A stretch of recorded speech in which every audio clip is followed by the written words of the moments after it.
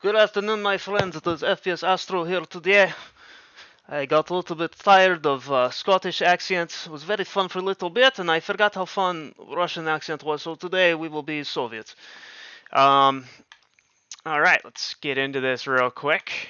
It was a pretty damn good day, as far as well, obviously what the markets did, but everything was following in tandem with what we've basically been hypothesizing. Where do we start?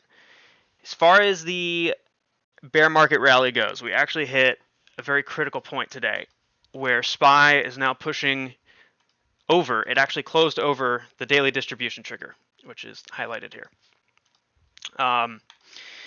Now, if we get an actual follow through, that confirms us going into the next bear market rally, right? But if we get rejected from here, and if we don't get volume, that throws us right back down into the next leg down. And you know, that looks pretty feasible here, considering we've had 3 green days in a row, and we're at the point now where we're obviously at a key level. But I'm pretty optimistic, and I think overnight we're going to gap down probably quarter to half of a percent, with futures, and then we'll open red tomorrow, and then around 10:30/11 start to kick back up with momentum. If that doesn't happen and tomorrow is red, the odds of this being a bear market rally start to dwindle very quickly. So overall, though, SPY did close up 1.6%, almost as high as like 1.75, I think. But a really good day. Really solid follow through.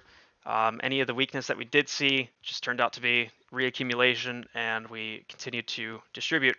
Right now, down 0.5%, and starting to actually push down a little lower.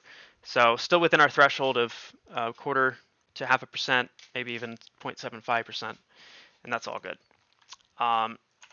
Amy, again, just to make it abundantly clear, again, I'm not calling for MOAS. I'm not calling for some crazy squeeze where we hit $1,000 and no. This is purely just, I think there's some significant price action that's going to happen, anywhere from like $15 to $30, right?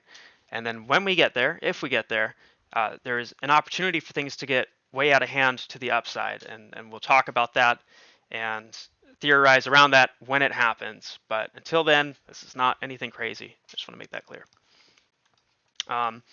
Amy closed up 6%, and was high as 12.5, 11.5%, and it was just a really good day.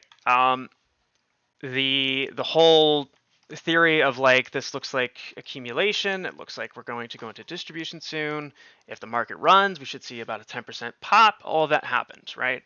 And it happened in a really clean fashion, and better yet, we actually closed right on top of the 4-hour distribution. So like the first layer of distribution we've closed on top of. That's a big deal. Because normally, if you look back historically, anytime we get pushed into that red line, we would get sent down. And now, instead of getting pushed off of it, we went above it. And better yet, we've now closed on top of it. So that's a really big deal. Amy down 0.75% in after hours. Again, I think this is just an opportunity for reaccumulation. Yeah, so that's solid. As far as Jimbo goes, same thing, was as high as like 15%, I think, today. Some nutty shit. Unfortunately, on the 4-hour has closed below it. But I think that's okay, because the range that it's sitting in has been pretty much chopped for the past month and a half. And so now he's really starting to get some room and actually push beyond that. And I think this is a good opportunity for it to cool off so it doesn't get out of hand. Yeah, as far as what I'm like expecting for tomorrow, I think that things are going to cool down. I'm gonna go over to futures here.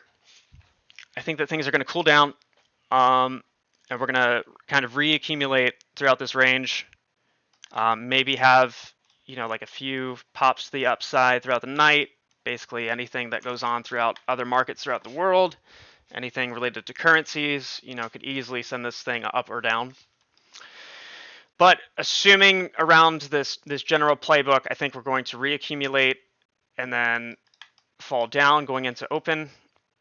But then around 11:30/noon, maybe even 10 o'clock in the morning during the next day, see another run.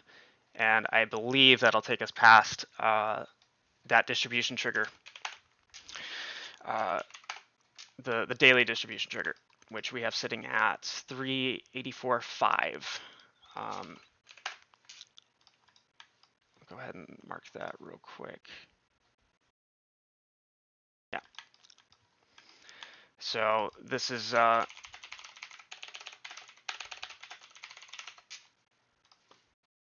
very big level, and it looks like I like seeing this cool off. Like, that's really important. People really, it's okay. Like, listen, I love when things go straight up when I have calls, and I love when things go straight down when I have puts. But when something is only going up or only going down, and especially like the velocity of it, there's only one other direction that it can go in. So the moment that it's not continuing that trend is, again, if up or down, like whatever your preference is, the moment that it starts to show the opposite beginning to happen, the likelihood of that happening goes up exponentially because it's been doing the previous instance of it for so long. And that's why whenever you see like ascending wedges or descending wedges, the sentiment is typically the opposite of what direction it's going in. Perfect example actually is right here. This is an ascending wedge, and it actually broke below it before it got to the end of the pennant. But that's just the nature of mathematics, I guess. I don't know. That sounds a little too condescending, but it's just the nature of the market. If something's just going straight up or straight down, the moment it has the opportunity to do the opposite, it's going to have a lot of urgency behind it. So, anywho, that's kind of the plan for futures, and then to capitalize on the previous points some more. We'll throw this in real quick. So this indicator is, we've used it a lot around the channel. Some people might not be familiar with it, so this is something that I made in TradingView. I think it's public. If it is, it's called RSI Benchmark Heat Map. And essentially what this does, you'll see these stripes of red, and this indicates how poorly a benchmark is doing. And our benchmark in this case is the SPY. So if the SPY is doing poorly, it'll start to show up in red. And the worse SPY is doing, the brighter the red becomes. And we can see that the majority of the movement that we saw today was when SPY was doing good. And we started to see weakness when SPY started to see weakness. And every so often, we still had some green go into the red, but not much. So there's still a lot of correlation between SPY and AMC and GameStop and all those. Last point I want to make, congrats to anybody who listened to this call out concerning Riot and Marathon, which are two companies that have a lot of crypto-based either assets or forms of revenue. I think they're both great companies. I gotta dive into the financials some more. But point being is that they have a lot of exposure to crypto. And in that case, if Bitcoin starts to run, then these things run with it. And the caveat is there's a lot of short interest here. So that means that if Bitcoin runs even just a couple of percents, that puts a lot of pressure on the stock to go up, but also because of their shorts, and it can get out of hand really quick. And that's pretty much what happened. Up 16% today, being Riot, and then up 14.5% on Marathon. Had a couple people come into the Twitch chat and say thanks and blah blah blah blah blah.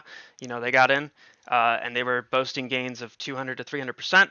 It's been a really good day for anyone who heard that.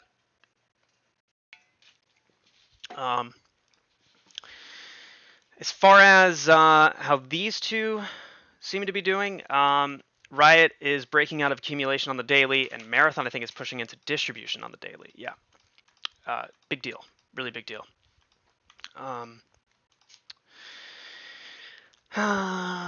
Bitcoin showing a lot of strength, also breaking out of accumulation on the daily.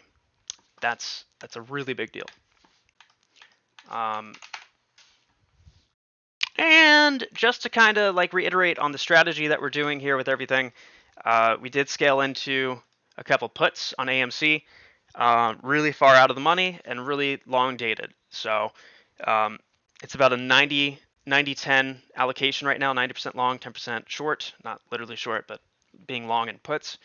And as this thing continues to climb, we're going to change that to 80-20, and then the next leg after that will be 70-30, and then the curve for buying puts will go exponential. So we will reduce our long exposure and really flip to being bearish once we start to think that this thing has topped out on the macro. But still a lot of distance to go here. I think there's a lot of good things that are going to happen in the near future. One thing to be aware of, we could be prepping for the next leg down, unfortunately, with Amy and Jimbo.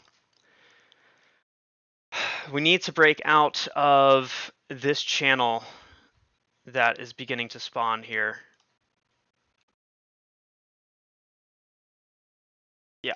So we have another channel that's taking place, which is ascending, and like we were talking about earlier, it's a good thing in micro time frames, but even in micro time frames, it just leads to an inevitable breakdown, and on the macro time frames, that's even worse. So we really need to break above that, and that particular level pretty much sits at anywhere from $7 to $7.38. And I believe there's one level that is showing that. Yeah, the 1 hour. So our 1 hour is starting to develop regions of where this breakout would occur at. Obviously, we have to get above where we just highlighted, but the red lines and even the blue lines are particular targets that are occurring inside of that framework. Yeah, so that's pretty much it.